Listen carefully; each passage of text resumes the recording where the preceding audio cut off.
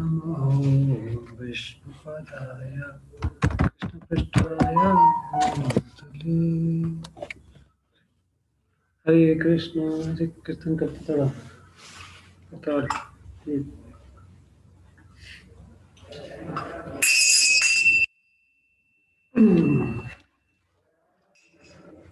नमो विष्णुपदाय कृष्णपृष्ठाय भूतले श्रीमते भक्ति वेदांत नमस्ते गौराणि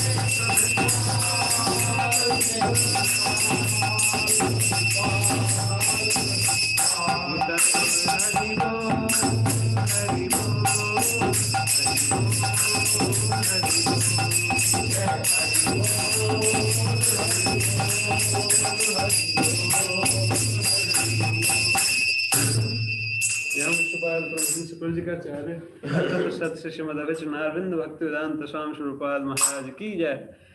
एवं विश्वपाद ब्रह्मंस परिकाचार्य अष्टोत्तर सदस्य श्रीमद् भक्ति सिद्धांत सरस्वती गोस्वामी महाराज स्वरूपाद की जय। अनंत कोटि वैष्णववृंद की जय। नामाचार्य श्री हरिदास ठाकुर की जय। प्रेम से कहो जय श्री कृष्ण चैतन्य प्रभु नित्यानंद श्री अद्वैत गदाधर शिवसादि श्री गौर भक्तवृंद की जय। श्री राधा कृष्ण गोपीनाथ श्याम कुंड राधा कुंड गिरिवर्धन धाम की जय। नवदीप मायापुर धाम की जय। पुरुषोत्तम क्षेत्र श्री जगन्नाथ धाम की जय। द्वारिकापुर अयोध्यापुर धाम की जय। गंगा माई यमुना माई की जय। तुलसी महारानी की जय। भक्ति देवी की जय। कलियुग धर्म हरिनाम संकीर्तन महायज्ञ की जय। हरे कृष्ण महामंत्र की जय। निताय गौर प्रेमानंदी हरि हरि बोल। All glories assemble devotees Hare Krishna. All glories assemble devotees Hare Krishna. All glories, all glories, all glories to Shri Guru Gauranga. All glories to Shri Prabhupada की जय। हरे कृष्णा। तो आप सबका स्वागत है आज की संध्याकालीन क्लास में। हम चर्चा कर रहे हैं भक्ति रसामृत सिंधु भक्ति के 64 अंग। तो हमने पिछली बार चर्चा किया था भक्ति के 3 अंगों के बारे में, और उसके आगे जो है आज हम चर्चा करेंगे।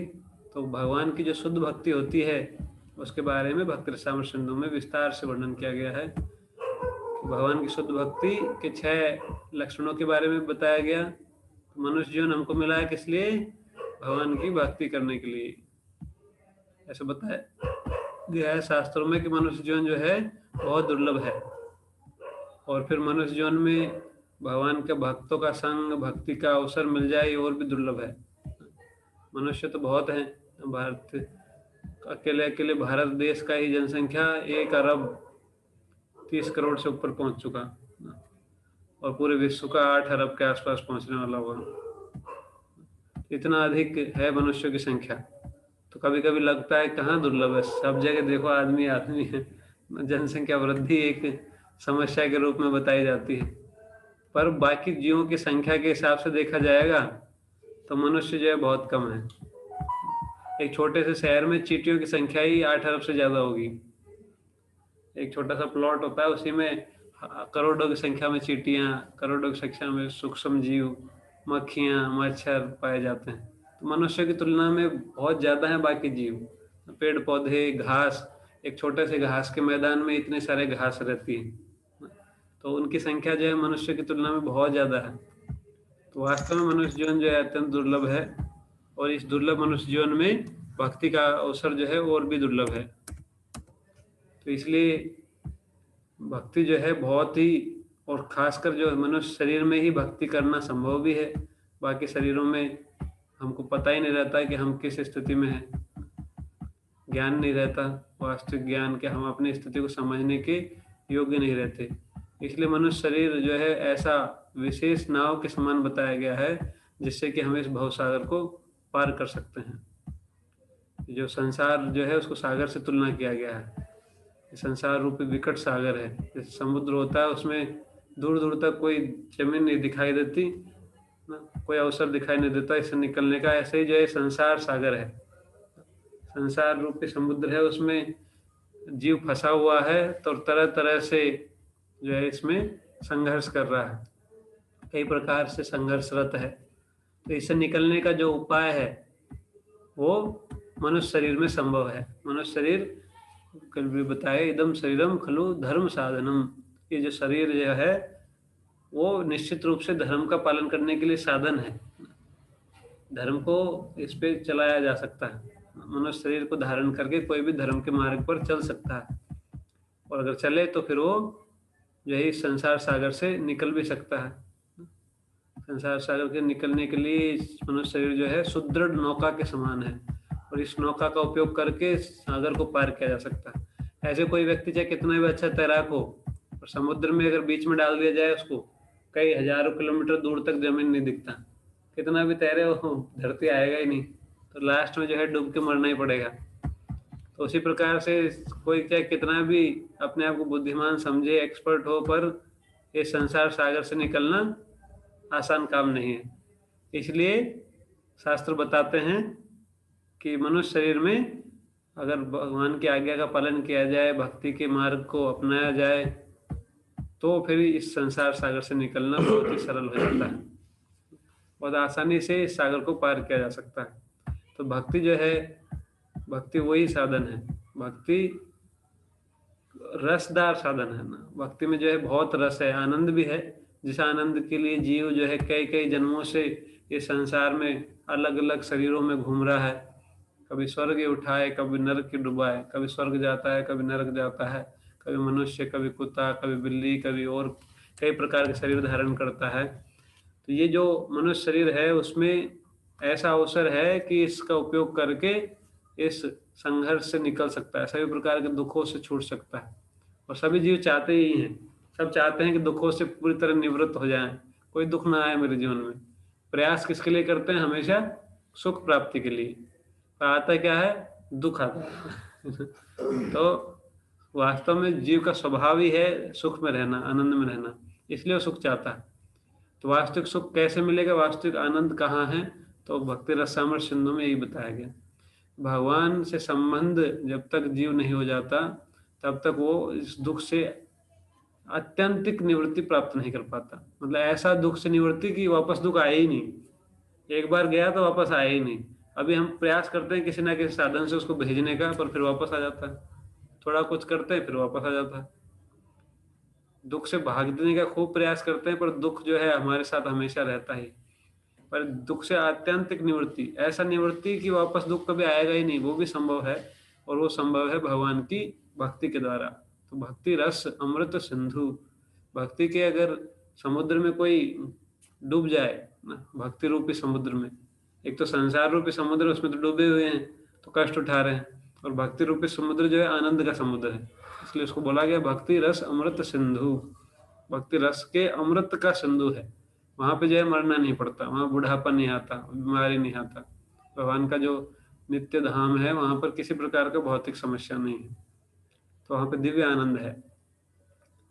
कथा गानम नाट्य गमनम वंशी प्रिय सखी चिदानंदम ज्योति परम पितदा स्वादिम पीचा, वहां पे चिदानंद है, वास्तविक आनंद है, परमानंद है। तो उस भगवान के धाम में संभव है पहुंचना, और उसी आनंद को यहाँ पर प्राप्त करना भी संभव है भगवान की भक्ति की विधि के द्वारा। जो बड़े बड़े भक्त हुए हैं, प्रहलाद महाराज, ध्रुव महाराज, और भी कई सारे, अभी कलयुग में भी मीराबाई, तो वो जो है उस आनंद को प्राप्त किए, और उस आनंद के कारण उनके जीवन में देखा जाता है कि वो कई प्रकार के दुख उनके जीवन में आए।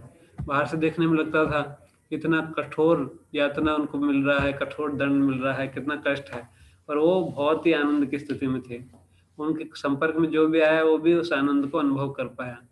तो ये संभव है भक्ति की विधि का पालन करने के द्वारा। तो भक्ति की विधि होती क्या है, तो इसके बारे में बताते हुए रूप गोस्वामी भक्ति के विधियों का वर्णन करते हैं। तो हम जिसके बारे में चर्चा कर रहे थे, तो भक्ति मतलब भगवान से की प्रेम पूर्वक सेवा।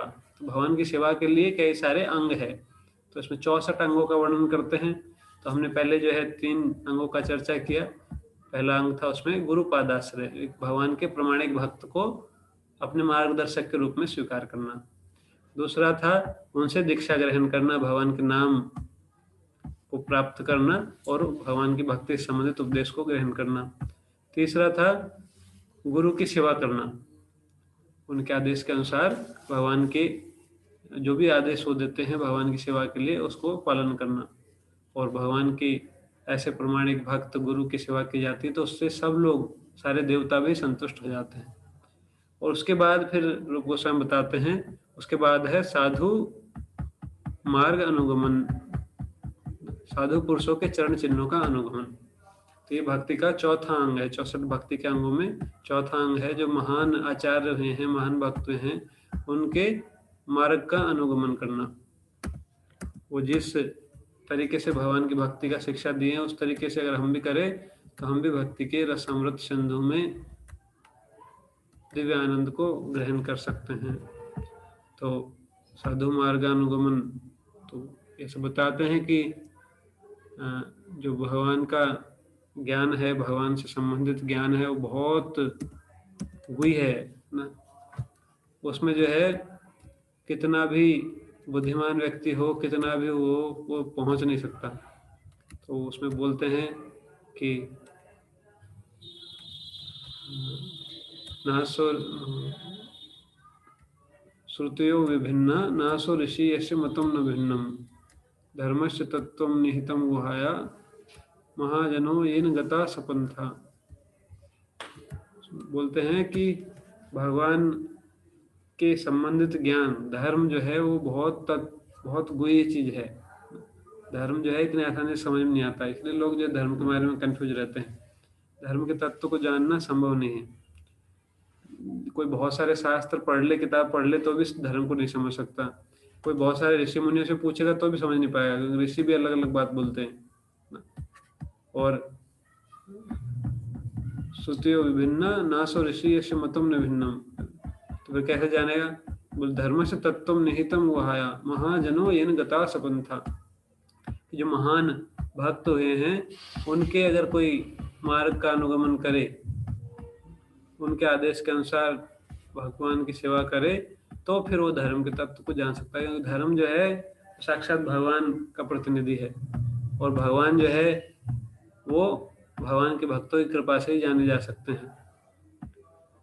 इसलिए जो है यहाँ पर बताया गया है कि ये महाभारत का एक श्लोक है, उसमें बताया गया है कि भगवान के भक्तों के हृदय में धर्म का तत्व छिपा हुआ है।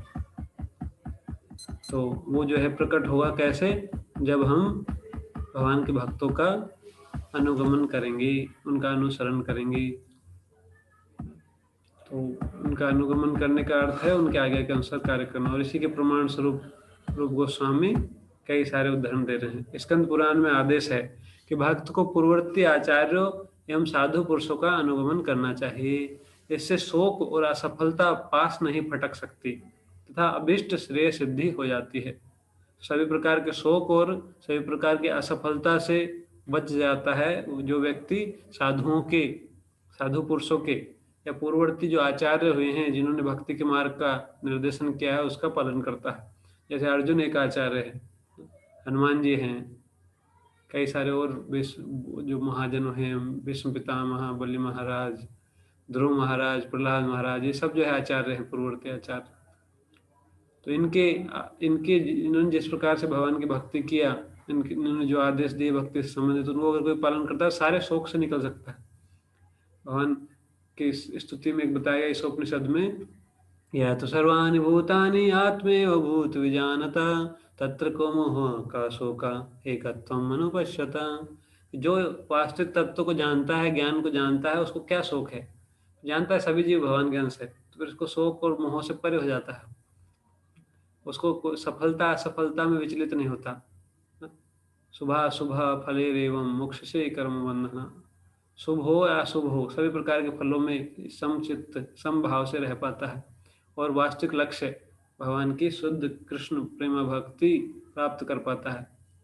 ऐसे दूसरे उदाहरण देते हुए बोलते ब्रह्मयामल शास्त्र से, यदि कोई शास्त्रों की विधि को माने बिना ही बड़ा भक्त बनता है तो उसकी क्रियाएं से भक्ति सिद्ध नहीं होगी। वह भक्ति के यथार्थ साधकों के मार्ग में उत्पात ही खड़ा करेगा। बोलते हैं कि श्रुति स्मृति पुराणादि पंचरात्र विधि बिना एकांतिकी हरि भक्ति उत्पात एव कल्पते। अगर शास्त्रों की आज्ञा के अनुसार कोई भगवान की सेवा नहीं करता, अपने मन से ही भगवान की सेवा करता है, मनमाने ढंग से पूजा करता है, तो फिर उससे क्या होता है, समाज में उत्पात फैलता है। शास्त्रों के आज्ञा के अनुसार कार्य नहीं करता तो लोग कंफ्यूज हो जाते हैं, धर्म के बारे में बहुत सारा विचलन उत्पन्न हो जाता है, लोगों का विश्वास धीरे धीरे उठ जाता है। तो ऐसा जो है प्रभुपाद जी लिख रहे हैं, शास्त्र विधि पर दृढ़ता से न चलने वालों को प्राय सहजिया कहा जाता है।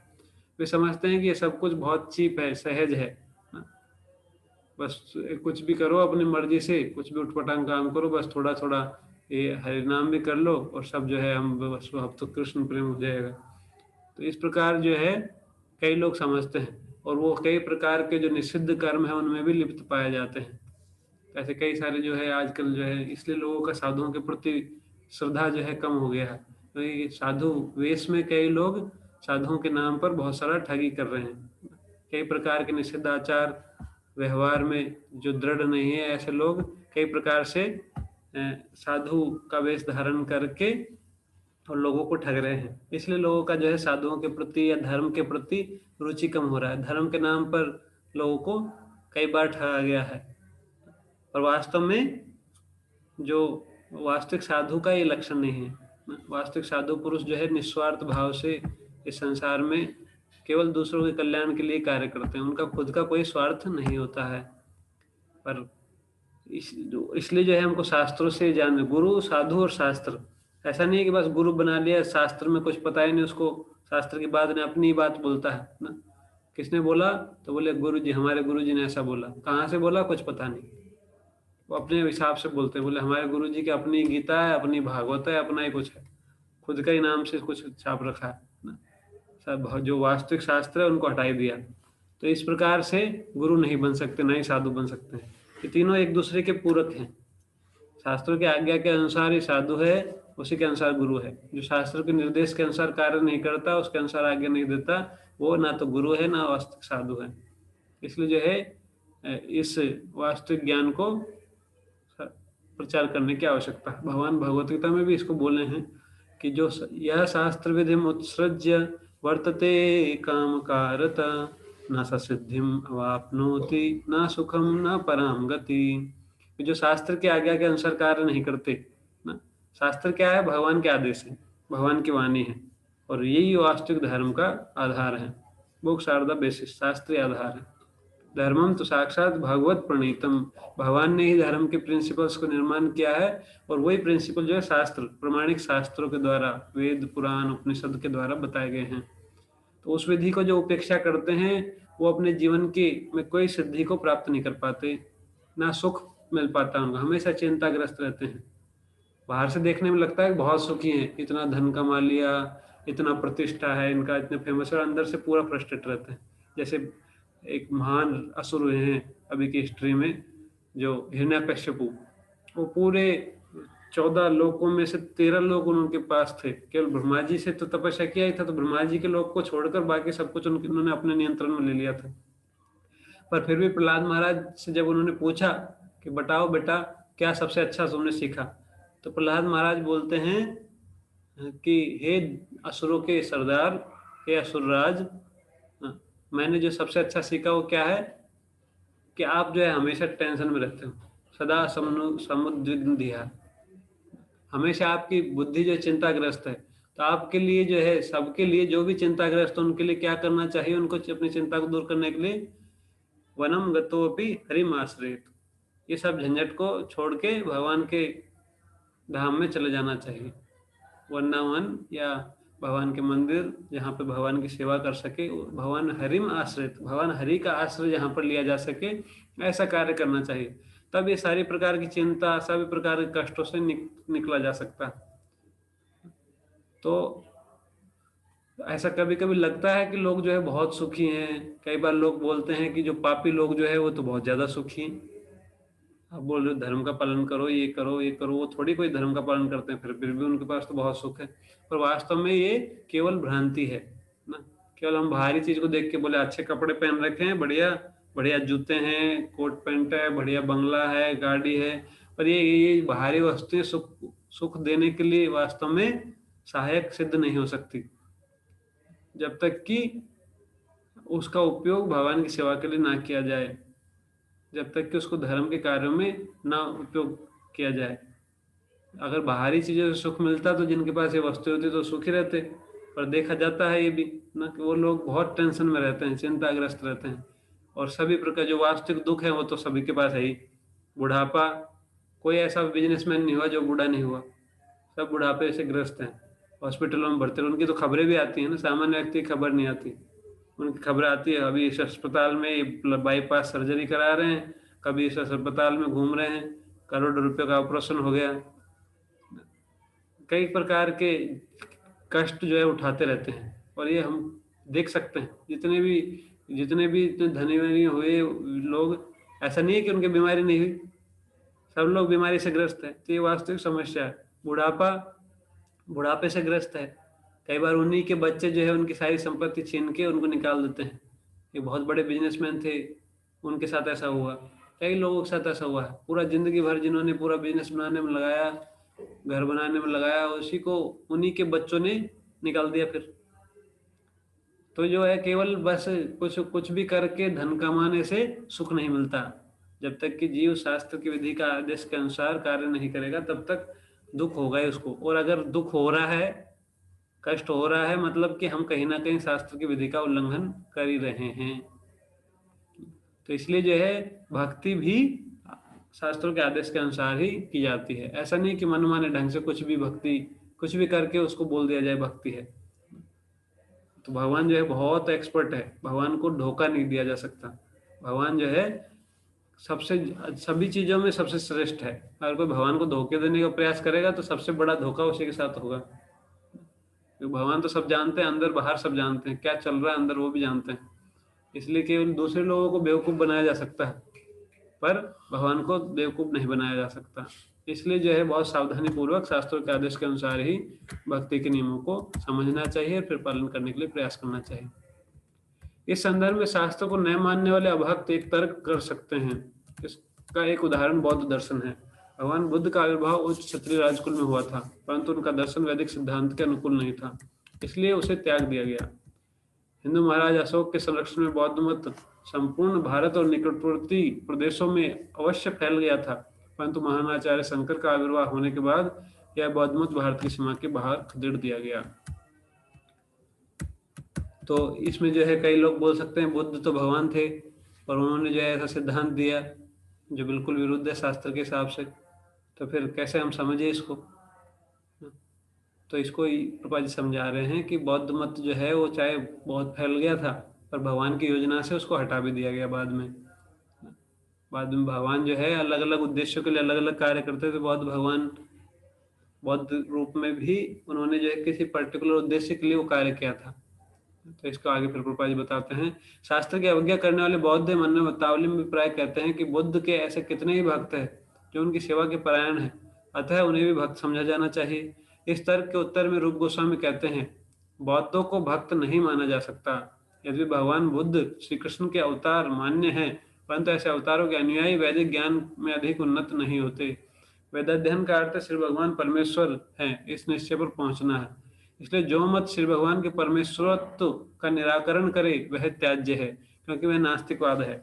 वेदों के प्रमाण की अवज्ञा और जनसाधारण के कल्याण हेतु वैदिक शास्त्र की शिक्षा देने वाले महान आचार्यों की निंदा करना नास्तिकवाद ही है। तो जो सिद्धांत जो है भगवान की स्थिति को ही स्वीकार नहीं करता वो नास्तिक कहलाता। नास्तिक मतलब जो भगवान के अस्तित्व को ही नहीं मानते। तो बौद्ध मत जो है इसी को प्रतिपादित करता है।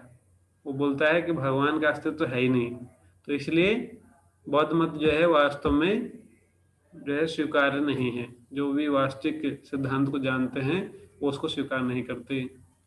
इसलिए जो बौद्ध कई लोग जो है बाद में जो है बौद्ध मत जो है दो भागों में बट गया, महायान और हीनयान। उनमें से कुछ लोग बुद्ध को भगवान मानकर पूजा करने लगे और कुछ लोग उनकी शिक्षाओं को पालन करने लगे।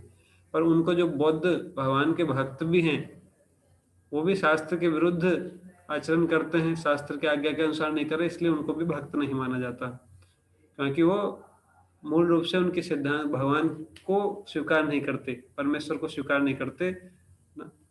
उनका फिलोसफी यही है सब शून्य है, सब शून्य में विलीन हो जाएगा, शून्यवाद भी कहलाता है। इसलिए वो इसलिए जो है और वो जो है जो भी प्रमाणिक आचार्य हैं उनकी निंदा भी करते हैं। तो इसलिए जो है वो नास्तिकवाद है, इसलिए उसको स्वीकार नहीं किया जाता। तो श्रीमद् भागवतम में भगवान बुद्ध को भगवान कृष्ण का अवतार माना गया है, परंतु उसी भागवतम में उल्लेख है कि भगवान बुद्ध नास्तिक मनुष्यों को मोहित करने के लिए ऐसा करेंगे, अतः उनका दर्शन नास्तिकों के मोहन के लिए है, उसे स्वीकार नहीं किया जा सकता। कोई जिज्ञासा कर सकता है कि श्री कृष्ण नास्तिकवाद क्यों फैलाएंगे।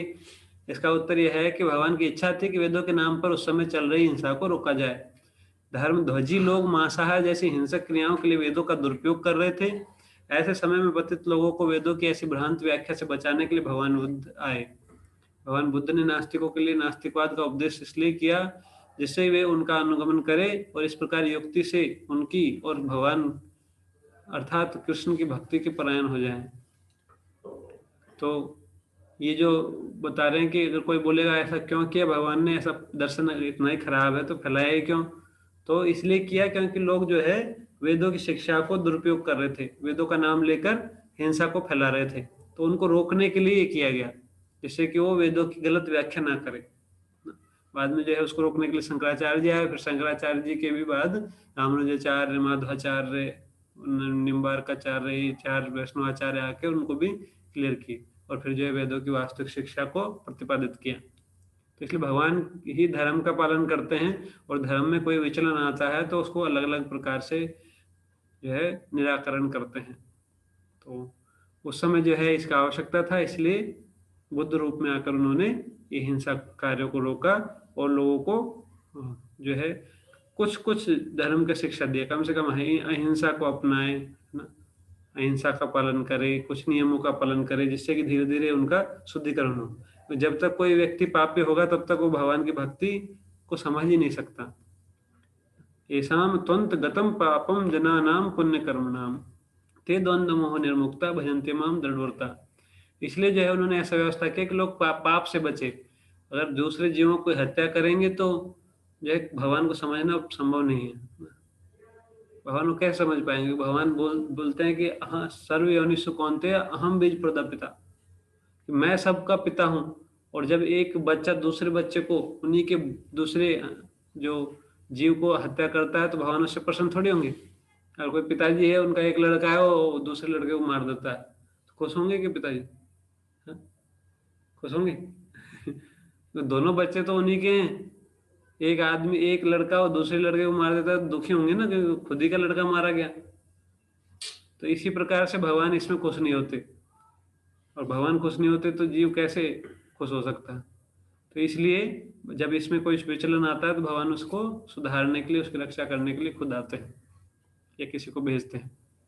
तो इसलिए भगवान बुद्ध है। जिससे कि जो धर्म ध्वजी लोग हैं, मतलब वास्तव में धर्म को स्वीकार नहीं करते, पर धर्म का सहारा लेकर अधर्म फैलाते हैं।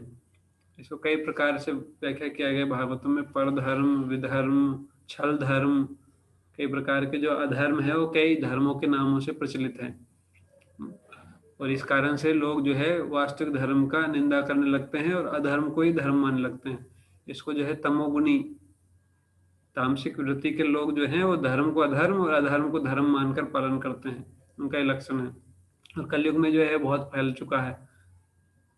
और उस टाइम पे जब बुद्ध भगवान आए थे उससे पहले जो है ये ऐसा स्थिति बहुत ही विकट था, इसलिए जो है वो आए और उनको इस प्रकार से उन्होंने निराकरण किया।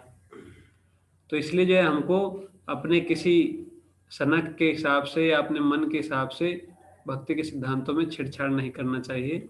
जो प्रमाणिक आचार्य हुए हैं, प्रमाणिक भक्त हैं, उन्हीं के आदेश के अनुसार उन्हीं के अनुगमन करना चाहिए। ये जो है चौथा भक्ति का अंग है। पांचवा है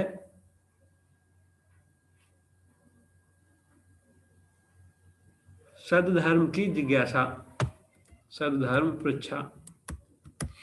इसको शॉर्ट में बताए हैं, एक नारदेव पुराण से उद्धृत करते हुए बताते हैं कि जो भक्ति का यथार्थ अभिलाषी है उसके सर्वाभीष्ट तत्काल सिद्ध हो जाते हैं। तो इसलिए जो भक्ति के लिए जिज्ञासा करना चाहिए।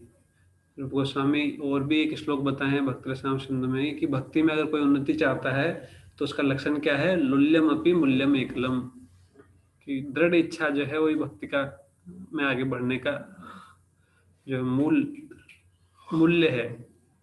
जैसे कोई सामान हम खरीदते हैं तो उसके बदले कुछ मूल्य चुकाते हैं, उसी प्रकार से भक्ति में अगर कोई प्रगति करना चाहता है, भगवान को समझना चाहता है, भक्ति के दिव्य रसामृत को आस्वादन करना चाहता है, तो उसका मूल्य क्या है? क्या चुकाना पड़ेगा? दृढ़ इच्छा। दृढ़ इच्छा कर ले।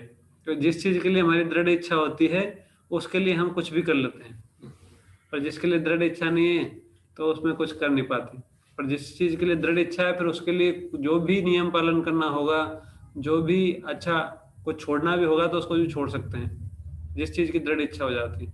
जो कुछ बच्चे होते हैं छोटे छोटे, जब खेलते हैं तो खेलने के चक्कर में खाना भी भूल जाते हैं, तो खेलने के प्रति उनका दृढ़ इच्छा रहता है। कुछ लोग पढ़ाई के लिए खाना पीना और कई सारा जो मनोरंजन सब छोड़ छोड़ के पढ़ाई में लगे रहते हैं। क्यों? क्योंकि उनका पढ़ाई के प्रति दृढ़ इच्छा उत्पन्न हो जाता है। कुछ लोग पैसा कमाने की दृढ़ इच्छा के कारण कई प्रकार के संबंधों को, कई प्रकार के सुखों को भी छोड़ देते हैं। ऐसे ही जो है कई अलग अलग लोग जो है अलग अलग चीजों के लिए दृढ़ इच्छा करते हैं। तो उसी प्रकार से भगवान की भक्ति के लिए हमारा दृढ़ इच्छा होना चाहिए। और ये दृढ़ इच्छा आता कहाँ से है? ये आता है दृढ़ इच्छा रखने वाले भक्तों के संग से, जिनका भगवान के प्रति बहुत दृढ़ विश्वास है, भगवान की सेवा के लिए दृढ़ता पूर्वक समर्पित है, उनके संग से हमारे अंदर भी दृढ़ इच्छा आता है। और दूसरा, भगवान की भक्ति के विधि विधानों के पालन से भी दृढ़ इच्छा उत्पन्न होता है। भगवान बोलते हैं सबसे बेस्ट तो यही कि हमेशा मेरी सेवा में लगे रहो। बोलते मयि एव मना धत्स्व मयि बुद्धिम निवेशय निवसस्यसि मयि वा अत ऊर्ध्वं न संशय। कि अर्जुन सारी बुद्धि मुझ में लगा दो, सारा मन मुझ में लगा दो, पूरी तरह मेरे समर्पित हो जाओ, सब कुछ मुझ में लगा दो। इस प्रकार से क्या होगा? तो क्या होगा? निवसस्यसि मयि एव अत ऊर्ध्वं न संशय, तो निश्चित रूप से मेरे धाम को आओगे। फिर बोलते हैं अगर नहीं लगा सकते तो अचित्तम समाधातुम ना शक्नोषि मयि स्थिरम। पर इस प्रकार से अगर पूरी बुद्धि मुझ में नहीं लगा सकते, मन नहीं लगा सकते, तो क्या करो? अभ्यास योगेन ततो माम इच्छाप्तुम धनंजय। तो भक्ति के विधि विधानों का पालन करो। भक्ति के जो जैसे भगवान के नाम का नियमित रूप से जप करना, भगवान को प्रणाम करना, उनकी पूजा करना, उनका स्मरण करना। तो ये जो है भक्ति के विधि विधान है, उनके बारे में सुनना, श्रवणम, कीर्तन करना, स्मरण करना, उनके सुंदर रूप का दर्शन करना, भगवान को अर्पित फूल को गंध लेना, भगवान को भोग लगाना, प्रसाद ग्रहण करना, कई प्रकार के जो है भक्ति के विधि विधान है। तो इनका पालन करने से क्या होता है, इनका अभ्यास करने से, अभ्यास योगिन ततो माम इच्छाप्तम धनंजय, उससे क्या होगा, मुझे प्राप्त करने की दृढ़ इच्छा उत्पन्न हो जाएगी। और जब दृढ़ इच्छा हो जाएगी तो फिर उसके लिए जो अनुकूल होगा हम उसको स्वीकार करेंगे, जो प्रतिकूल होगा उसको त्याग देंगे।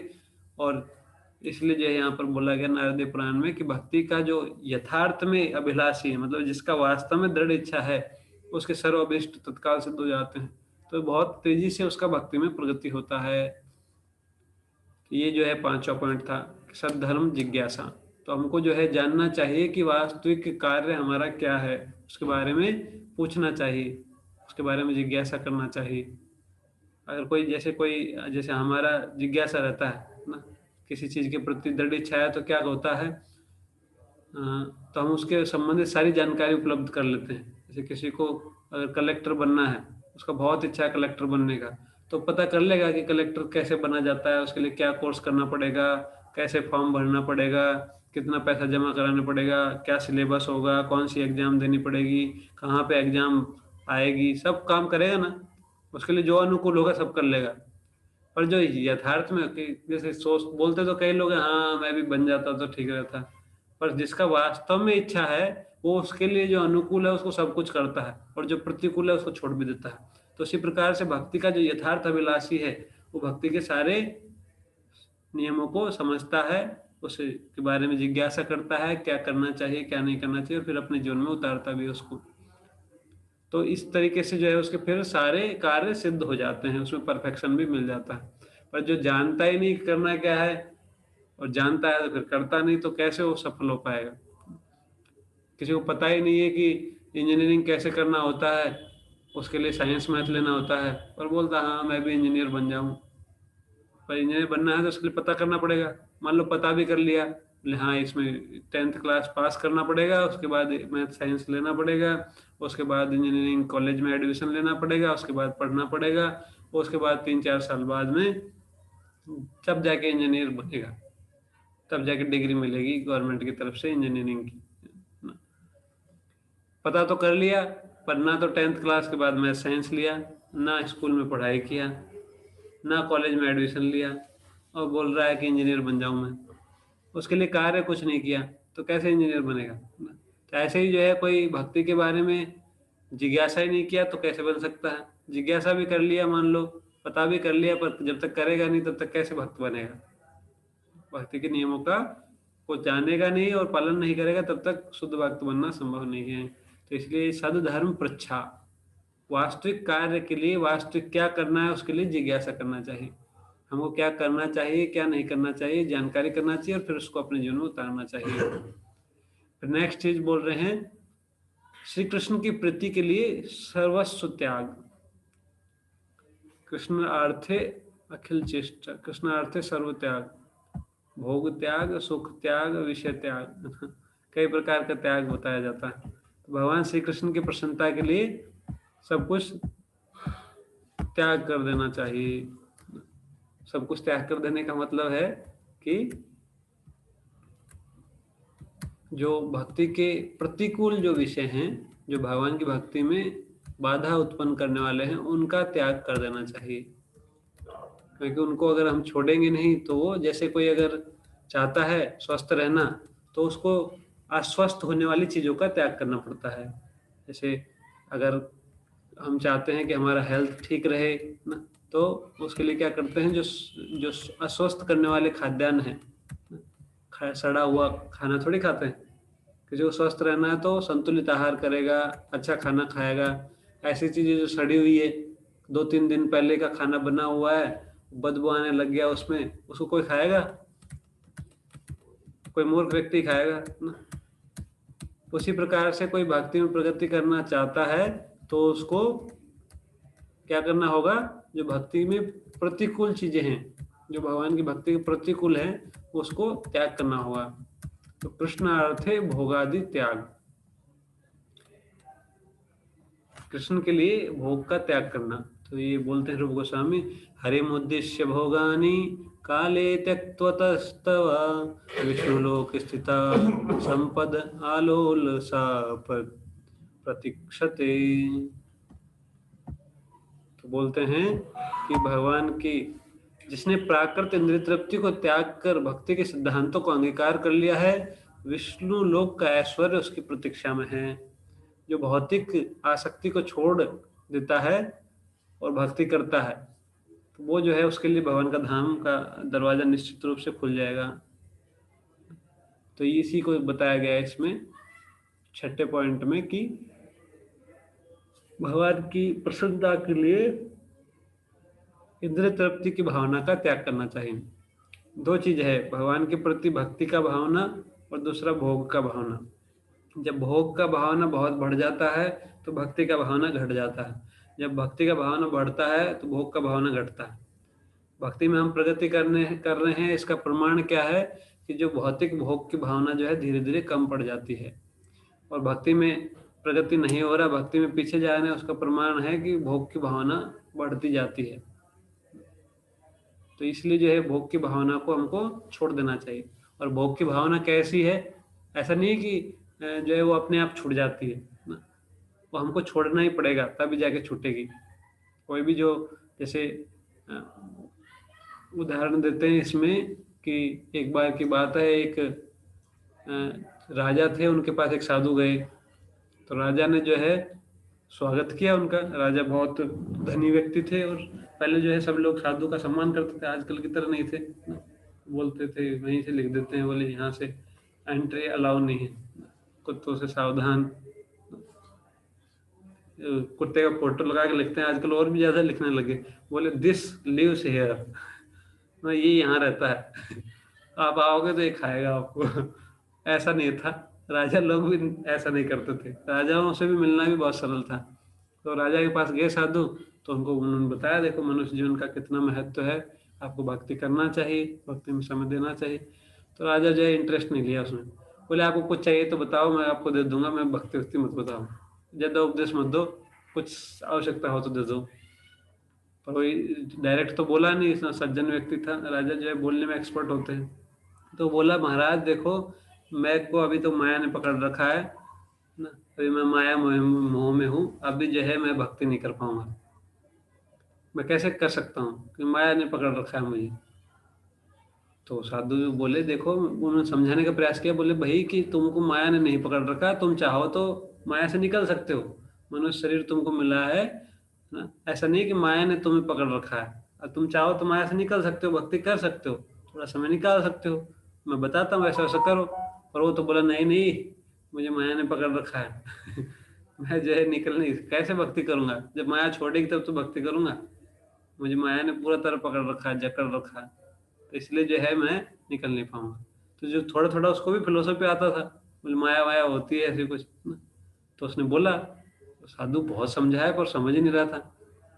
तो फिर उन्होंने एक विचार किया, उन्होंने थोड़ा बात के बाद में क्या किया, एक खंबा था पास में मंदिर, वो जो महल था, राजमहल में खंबे होते थे बड़े बड़े, पहले महल बनता था, आज आजकल तो क्या आरसीसी लगा देते हैं तो खंबे कम हो जाते हैं, और पहले खंबे लगते थे बीच बीच में। तो एक मोटा खंबा था, उस पर हीरे जवाहरात भी जड़े हुए थे।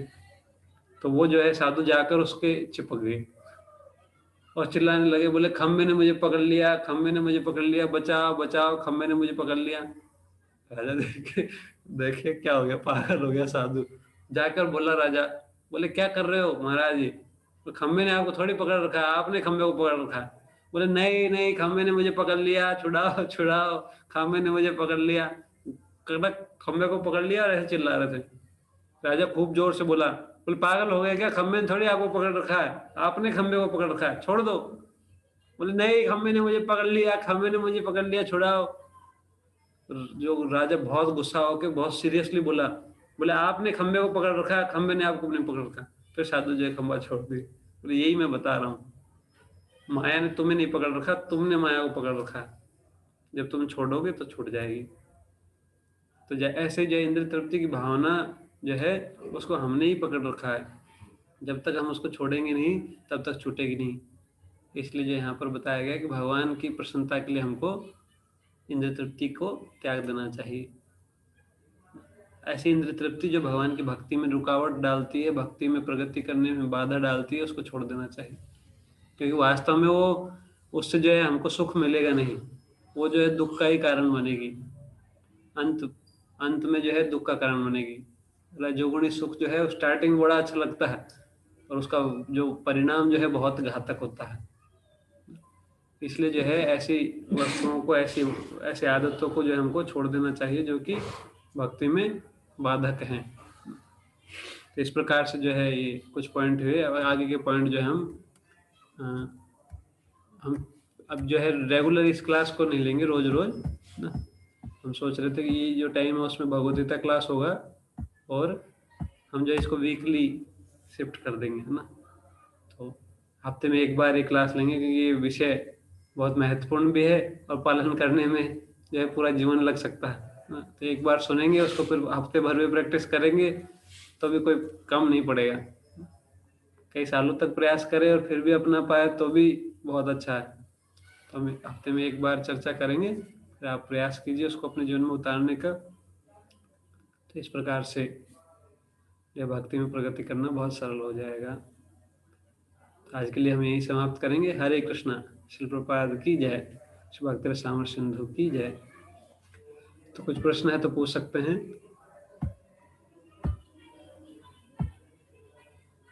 कोई प्रश्न नहीं है तो एक बार हरे कृष्ण महामंत्र का उच्चारण करेंगे हम। हरे कृष्णा कृष्णा कृष्णा हरे हरे, हरे राम राम राम हरे हरे। श्री प्रभुपाद की जय। समस्त प्रसिद्ध भक्तवृंद की जय।